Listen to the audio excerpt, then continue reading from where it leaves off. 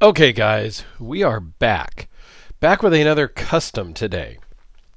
This was loaned in from my friend Chris out in Texas, who loaned in some fantastic, crazy custom knives. And I'm so grateful that he was willing to send those in. Chris also reached out to me this morning of the day that I'm filming and said, you should carry the RJ Martin. Now, I don't carry everything that's loaned in. I have conversations with the owners about the rules, if you will, of the rules of engagement. What do they care if I carry it? Do they want me to use it? Things like that. Generally speaking, I don't carry them outside the house. If you loan me a knife, I am going to carry it around the house because I need to see how it feels in the pocket and things like that. Generally not going to use it. I'm generally just going to handle it and see how it fits in the pocket and that sort of stuff, right? But Chris is a good friend. He's not just a random person that sends knives in. So we talk a lot all the time, and he goes, "Yeah, dude, just you need to carry it to experience it." So I'm like, "Sure, cool, no problem." So I did. I've been carrying this all day today on the day of filming. It's a joy in the pocket.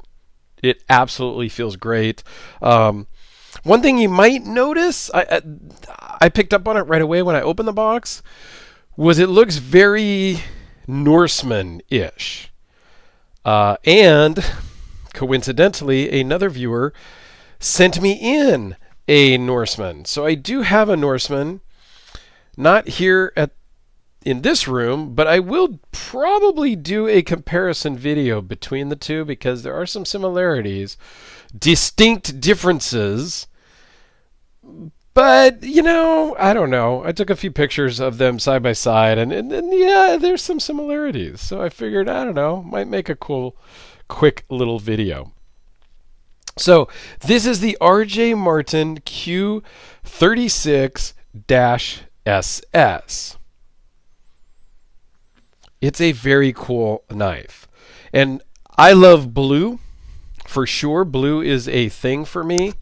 And so when Chris said, "Hey, go ahead and carry it," and whatnot, I had to pick a blue watch because I like to pair my watches with my knives. So I figured and thought that this Seiko mod that Random Rob did for me a year or two. He did it for himself, and I bought it a year-ish or so ago.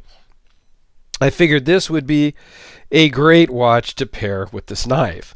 And I was right. It's a great pair. So this is what I was carrying today.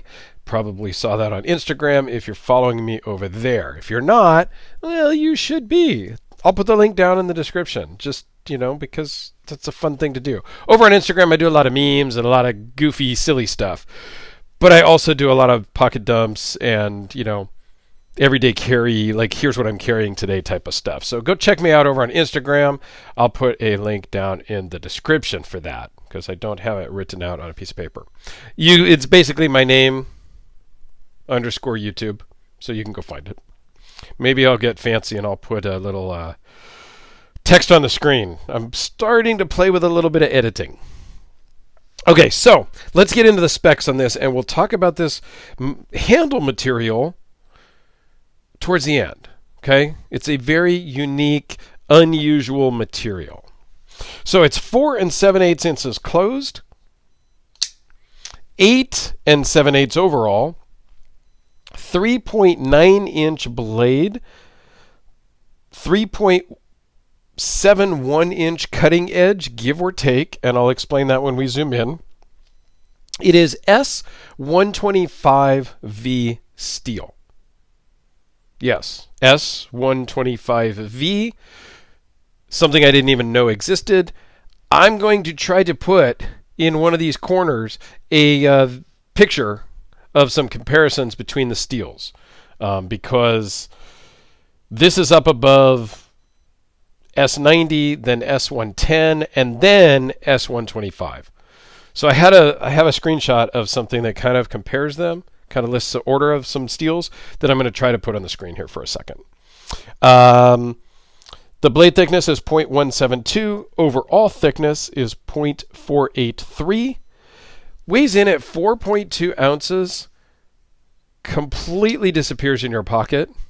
And runs on bearings. Super smooth and controlled. Fires great. Sounds great. Don't know how well that comes through on video, but it truly does sound great and is very satisfying. So let's zoom in and talk about some of the specifics. So it is a slight recurve, which I know turns a lot of people off right away, but I think it equally turns on the same number of people because I know I love a recurve. Now, the reason why I said the edge length is about 3.71 is there is no sharpening choil. The edge just kind of dies at the end of the blade. And I don't know, yeah, so there you can see. It just kind of dies. So I tried to kind of get a measurement, and I don't know if you guys even really care about that measurement. But it does allow you to really choke up there because it is kind of still blunt right there where your finger is. So it makes a good handle. And it's equally good in the hand if you just hold it back here at this point with this jimping. It's great. Now, this is a milled and textured carbo quartz scale. What is carbo quartz, you ask? Well, it is a pure northern white monocrystalline sand, the highest quality industrial sand available. Doesn't that just roll right off the tongue? And I will put a bigger description down here somewhere on the screen, if I can figure out that editing piece, that talks a little bit more about that. I will also put a link to the Carbo Quartz website in the description because it is very cool material. Super hard, super tough, and just, yeah, it's kind of pricey, but super cool. Carbon fiber backspacer. I mean, how cool is that? We all know that I love carbon fiber, and we know that I love blue. This is a win for absolutely sure. And carbon fiber was not what I was expecting as a backspacer. Let's talk about the clip for a second. This is a Timascus clip that has milling on it. You don't normally see milling like that, textured milling, in Timascus. But they do that to match the milling pattern on the titanium lock face. Or lock side, I think is better. So you can see here they also do include a hardened steel lock bar insert, which sticks up a little bit. So instead of, I mean, there is a bit of a relief cut here so that you can access the lock bar, but you're not really accessing the lock bar per se. You're actually accessing the lock bar insert. I mean, tomato, right?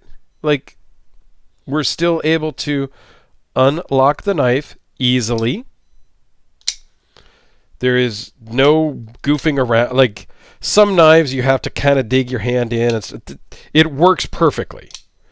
Now, on the Chris Reeve Umnunzon I just did recently, they had a similar configuration of the lock bar insert where it stuck up above the lock bar cutout. On the Zon, though, the show side was not cut out. There was not really a recess, so you were only accessing the lock bar via that extension. And to me, when I gripped it, that extension was uncomfortable on the Chris Reeves On. On this, no, it feels absolutely normal. It feels like it should. You don't feel that this is protruding up because it's not really. I think you guys get what I'm saying. I hope. But just a beautiful knife that feels amazing in the hand. And yeah, I can't really say anything bad about this knife at all. Cool material, handmade, just a joy to have been able to check out. So let's do a couple of size comparisons. Sharpie, of course. Spyderco Delica.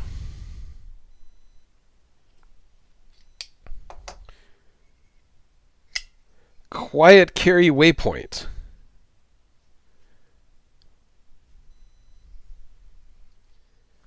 And last but not least, Red Horse Knife Works Hellraiser.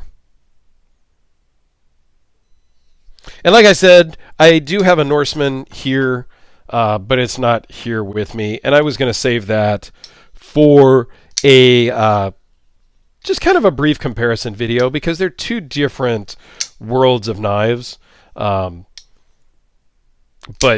I don't know. To me, I think they're similar looking, more so when they're closed, because the Norseman's blade is absolutely very unique.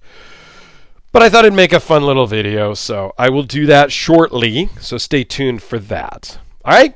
Thanks, Chris, again, for lending this in and allowing me to carry it for the day. It's been awesome. And everybody else, thanks for watching. Let me know what you think about this. Let me know about your recurves. Do you like a recurve? Do you not like a recurve? And why? All right? Have a great day, everyone. We will see you tomorrow.